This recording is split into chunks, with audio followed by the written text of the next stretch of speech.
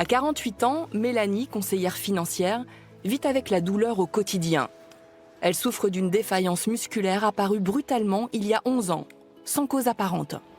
Avant d'être malade, j'avais une vie vraiment dynamique, que ce soit au niveau du travail, au niveau des activités sportives.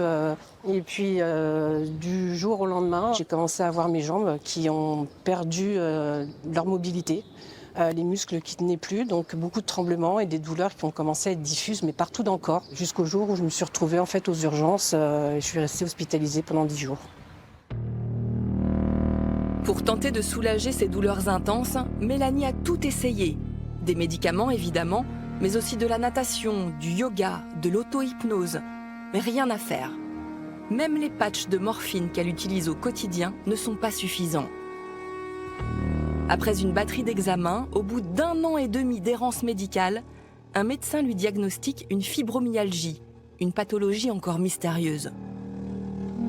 Donc le rhumatologue effectivement me dit écoutez, voilà, vous avez telle pathologie, mais aujourd'hui on ne comprend pas, on ne sait pas d'où ça vient, mais on pense que cela pourrait provenir d'un choc post-traumatique.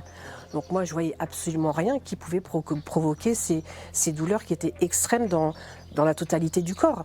Il n'y avait pour moi aucune explication. Dans l'espoir de retrouver une vie sans douleur, Mélanie s'intéresse à l'EMDR, un terme anglo-saxon qui signifie désensibilisation par mouvement oculaire. Une technique thérapeutique inventée aux États-Unis en 1987 pour soigner les vétérans souffrant de stress post-traumatique. La première consultation avec la psychologue Eva Drozdowski va servir de révélateur. Mélanie nous a bien sûr autorisé à divulguer ces informations. En EMDR, on part du principe que le symptôme est l'expression d'un événement qui n'a pas été digéré et qui s'exprime en fait à travers un trouble psychique ou à travers des troubles physiques. Et donc la patiente s'est confiée sur une agression très lourde qu'elle a subie à 17 ans, donc une agression sexuelle avec arme à feu. C'est évidemment un événement dont elle n'a pas beaucoup parlé, c'est quelque chose qu'elle s'est plutôt efforcée à enfouir, à faire en sorte de passer par-dessus et de continuer à vivre. Simplement, le corps et le psychisme, lui, n'oublient pas et à un moment donné, ça ressort. Et il se trouve que les symptômes liés à ces douleurs chroniques sont apparus 20 ans, jour pour jour, comme une date anniversaire après cette agression. Deuxième phase, cruciale dans le protocole de l'EMDR, la première séance de désensibilisation du souvenir traumatisant. Mélanie, venez avec moi. Oui. Je vous en prie, installez-vous ici. Très bien, merci. La perspective de ne plus souffrir constitue une motivation de taille. Mais il va falloir beaucoup de courage à Mélanie, car dans un premier temps, la praticienne va réactiver les émotions et les perceptions liées au trauma. Presque 11 ans. Oui. Alors Mélanie, quand vous pensez à cette situation, quelle image vous vient à l'esprit et qui représente le pire moment de cet événement? L'arme à feu. D'accord. Oui. Vous vous dites quoi? Je vais mourir ou j'ai peur? Oui, je vais mourir, oui. Oui. Quand vous pensez à cette image et à ces mots « je vais mourir », quelle émotion est-ce que vous ressentez? C'est même pas imaginable. J'ai une impression d'être oppressée complètement, au niveau de la poitrine et au niveau de la gorge, d'avoir d'étouffer en fait. La psychologue peut désormais commencer la stimulation bilatérale des yeux, un mouvement de va-et-vient que Mélanie doit suivre et qui la fait entrer dans un état de conscience modifié. Alors cette technique de mouvement oculaire que l'on fait donc pendant la séance de MDR reproduit en fait ce que votre corps fait naturellement la nuit durant la phase de sommeil paradoxal. Et donc si vous observez quelqu'un en train de dormir durant sa phase de sommeil paradoxal, vous le verrez complètement immobile mais avec les yeux qui frétillent sous la paupière.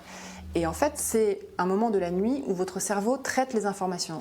Et c'est ce qui permet aussi de digérer les événements de la journée. Chaque événement que nous vivons active plusieurs zones du cerveau.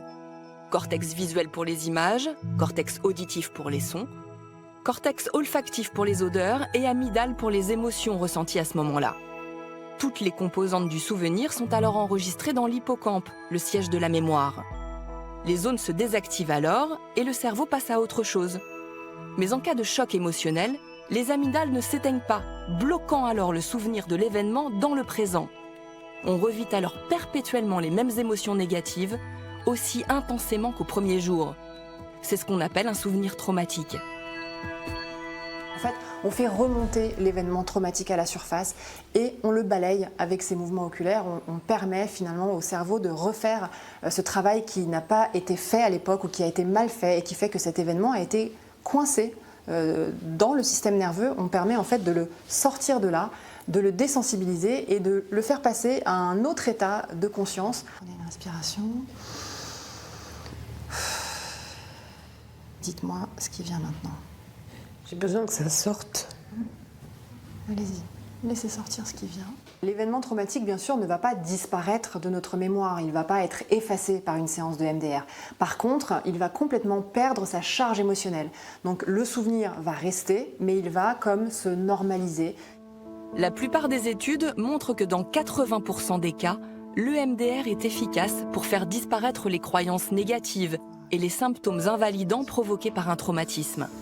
Allez, dites-moi ce qui vient maintenant. Je suis moins prise à la gorge. C'est encore noué, mais c'est pas noué comme au début. Allez-y, continuez avec ça.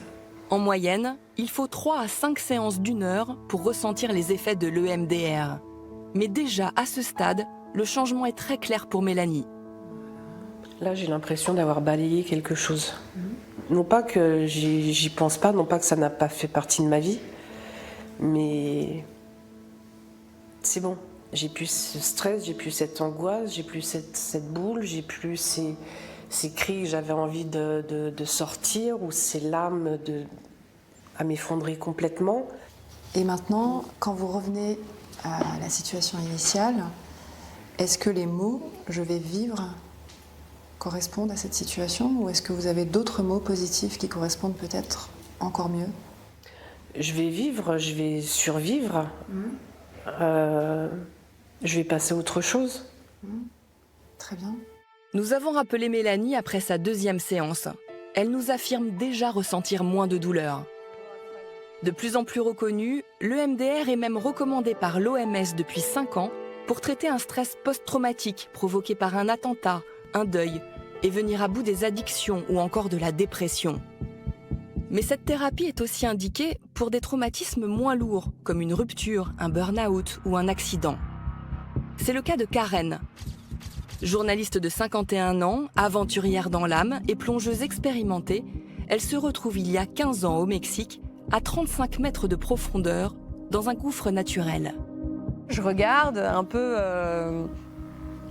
estomaqué le paysage qui s'offre à moi, qui est donc une forêt engloutie, cachée par une sorte de brume blanche laiteuse, et je prends du temps pour regarder. Sauf que le moniteur, lui, veut aller le plus vite possible et commence à tirer ma palme pour que je passe derrière lui le plus vite possible. Je regarde mon mari avec des grands yeux, paraît-il, dans mon masque.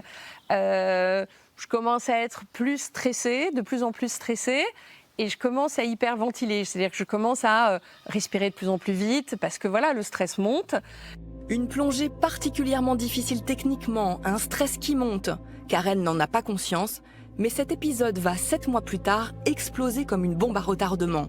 Lors d'une autre plongée, elle est incapable de mettre la tête sous l'eau. D'autres symptômes font alors rapidement leur apparition. Et lors de son vol retour, c'est la crise de panique. L'avion commence à rouler. Et je me retourne vers mon mari et je lui dis qu'il faut que j'ouvre la fenêtre pour respirer. Il me regarde bizarrement, il me dit que ça ne va pas être possible. Et là, il y a une sorte d'angoisse qui se met en place. Je suis en train d'hyperventiler, donc je suis... Et il faut que je trouve un moyen de me calmer. Les hôtesses ne proposent rien, aucun médicament, si ce n'est potentiellement de me menotter à mon siège. Et les 4 heures qui vont s'en suivre jusqu'à l'escale à Dubaï sont absolument effroyables. À son retour à Paris, la phobie gagne encore du terrain. Karen ne supporte plus d'être enfermée nulle part. Le moindre tunnel devient une angoisse. Les parkings souterrains, un calvaire. Sans parler des ascenseurs. J'avais l'impression de devenir folle, en fait. Moi, c'était ça qui me marquait. L'impression de ne plus me maîtriser et de maîtriser ce que je faisais et ce que je pensais et ce que j'éprouvais. Devenue incapable de voyager, la journaliste ne peut plus travailler.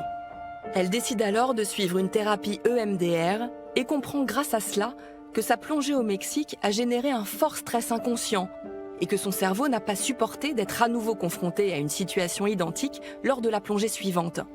Sa mémoire traumatique a été réactivée et c'est ça qui a déclenché sa claustrophobie. L'EMDR a pour moi été très efficace. Après la première séance, quelques jours plus tard, je devais partir en reportage à Lille, 54 minutes de TGV. Ça n'a pas été une partie de plaisir, mais en tout cas, je l'ai fait. Et c'est en fait 2 mois plus tard, on est parti en Égypte. C'était un voyage qui était planifié avant toute cette folie de la claustrophobie. J'ai pris 9 avions et j'ai eu l'impression d'être normale, en tout cas d'être redevenue moi-même. Je dois dire que c'est vrai que c'est pas une technique pour les petites natures. C'est-à-dire qu'il faut être prêt à revivre les choses et vous les revivez intellectuellement, mais aussi physiquement. Moi, je me souviens d'avoir les mains moites, d'être en sueur, d'être en larmes. En tout cas, moi, c'est ce qui m'est arrivé et ça a été salvateur. 5 séances ont suffi à Karen pour être définitivement libérée de sa claustrophobie. En 15 ans, elle n'a plus jamais fait de crise d'angoisse. Comme elle, tout le monde peut être réceptif à l'EMDR car cette thérapie fait appel à nos capacités innées d'auto-guérison et permet de venir à bout de très nombreux traumatismes, des plus simples aux plus complexes.